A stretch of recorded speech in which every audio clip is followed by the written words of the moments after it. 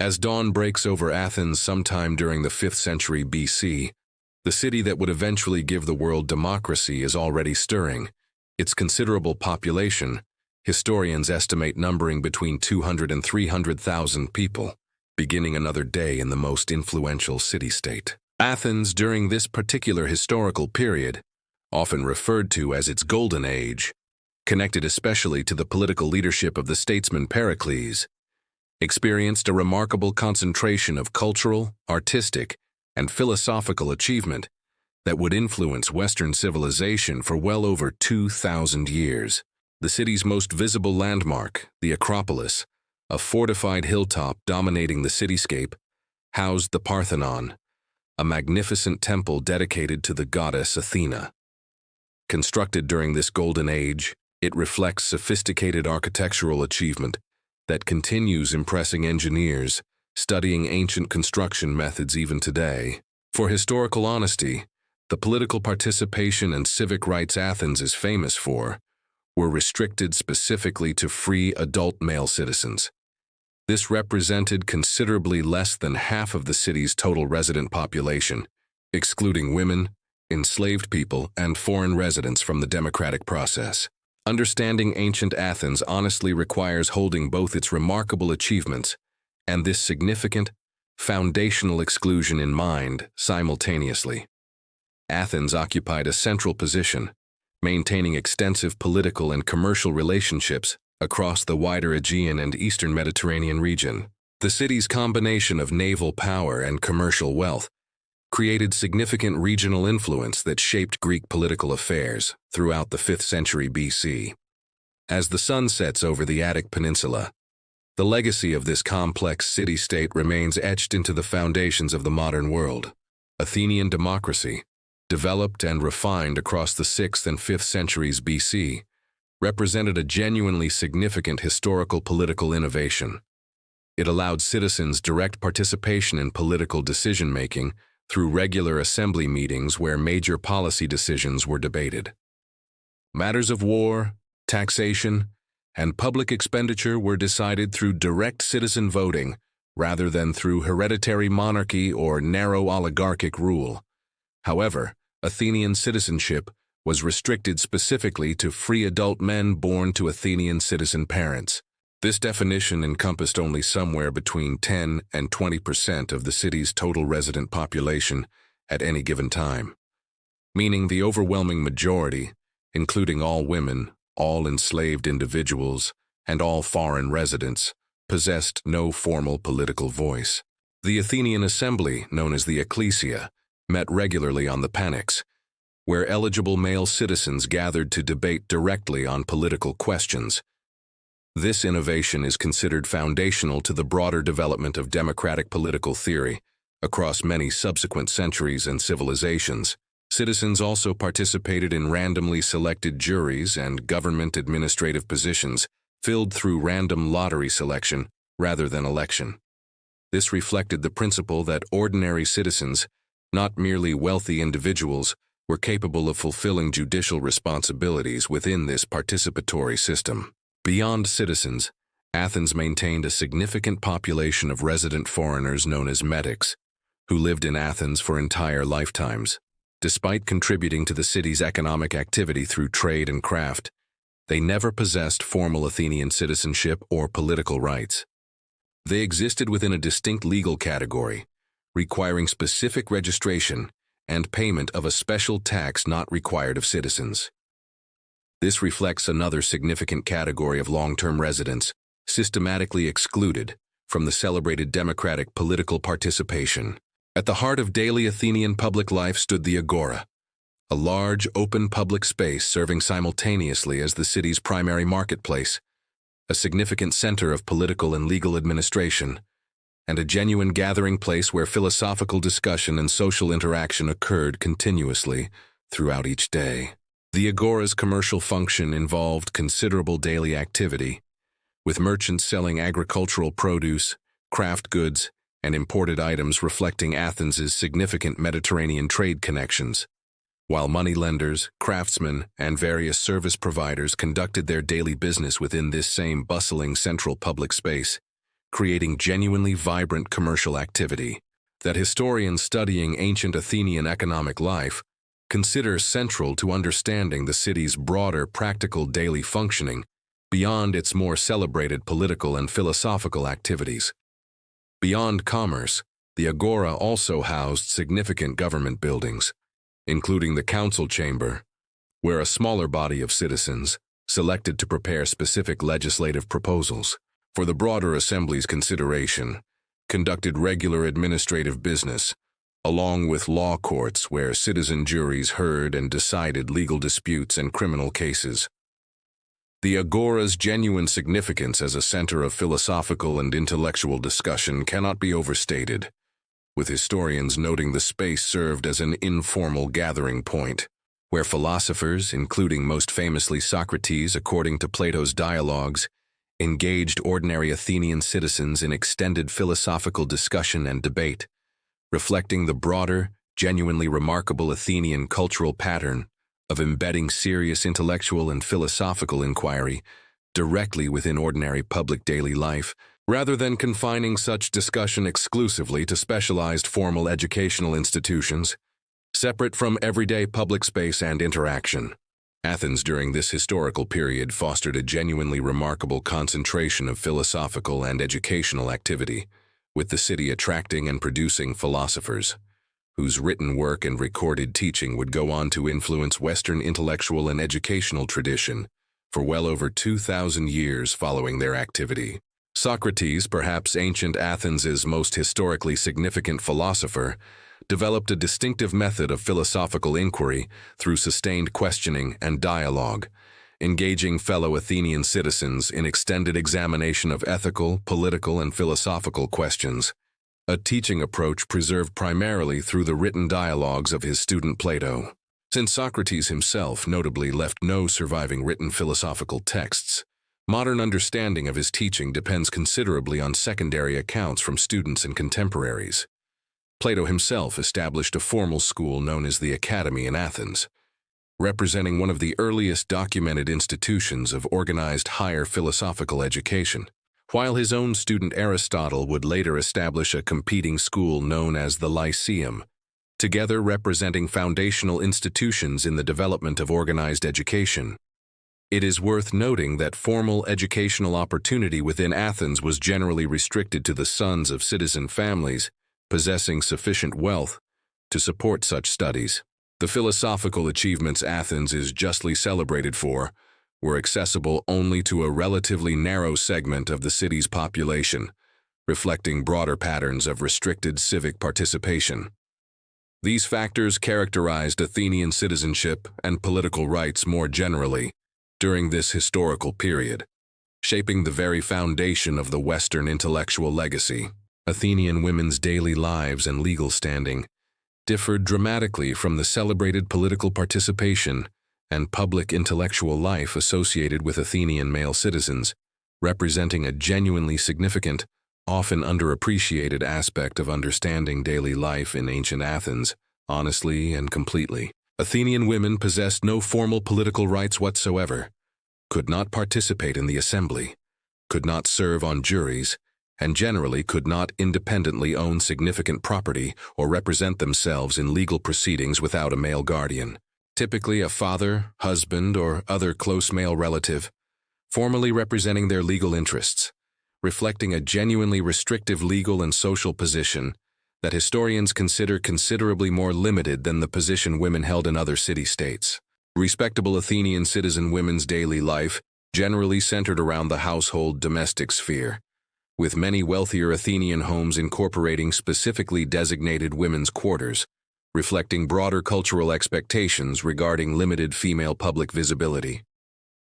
This was especially true for women from wealthier families, whose social status involved greater expectation of domestic seclusion, compared to poorer Athenian women whose economic circumstances often required more direct public market participation and visible labor. It is worth noting genuine documented exceptions, including women's essential, actively engaged participation in specific religious festivals and ceremonies, along with historical evidence of some women, particularly in religious roles, achieving greater public visibility and social influence than the broader pattern might suggest, reflecting the genuine complexity underlying Athenian gender roles that responsible historical treatment should acknowledge, rather than presenting a uniform picture. Marriage for Athenian citizen women typically occurred at a considerably younger age than for their male counterparts, often arranged by family members. This established marriage fundamentally as a family and property arrangement, rather than a matter of individual personal choice for the woman herself. Understanding ancient Athens honestly requires directly addressing slavery, which formed an essential, foundational component of the Athenian economy, and the broader system of citizen leisure time that made extensive democratic political participation and philosophical activity possible for Athens's male citizen population. Historians estimate enslaved individuals may have constituted between 1/4 and 1/3 of Athens's total population during this historical period, performing labor across a wide range of activities, including household domestic service, agricultural labor, and craft production, and in particularly harsh documented conditions, mining labor within Athens's significant silver mines at Laurion, which provided crucial economic resources supporting Athens's broader political and military activities during this period. Athenian enslaved people's specific treatment and living conditions varied considerably, depending on their particular labor assignment, with historians noting household domestic slaves generally experienced meaningfully different, often somewhat less severe conditions compared to those in silver mining operations, where historical sources describe mortality rates and working conditions considerably harsher than typical household slavery.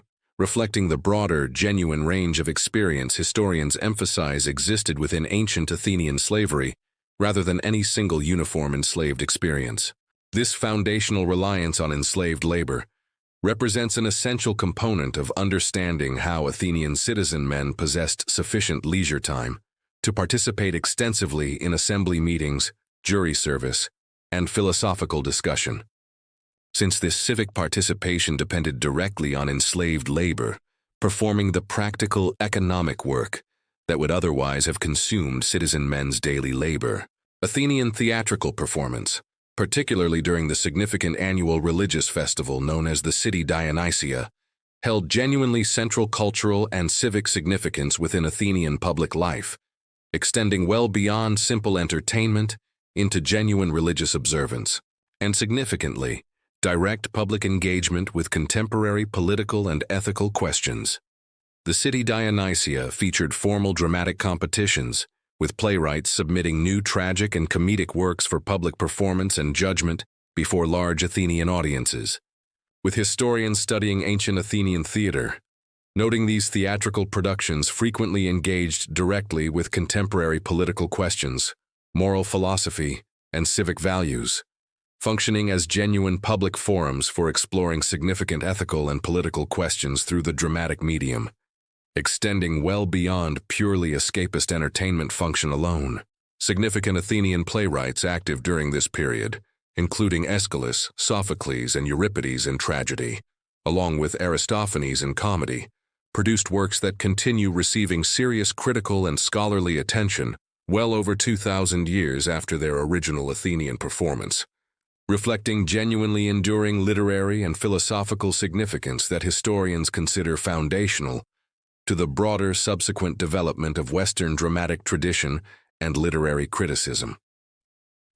Theatrical attendance itself involved genuinely significant public participation, with historians noting some evidence suggesting state funding, known as theoric payments, may have been provided specifically to ensure poorer citizens could afford theatrical attendance, reflecting the genuine cultural importance Athenian authorities placed on ensuring broad citizen participation in these significant annual dramatic and religious festival events, even as the same broader citizenship restrictions continued limiting full civic participation to the specific, relatively narrow category of free adult male Athenian citizens.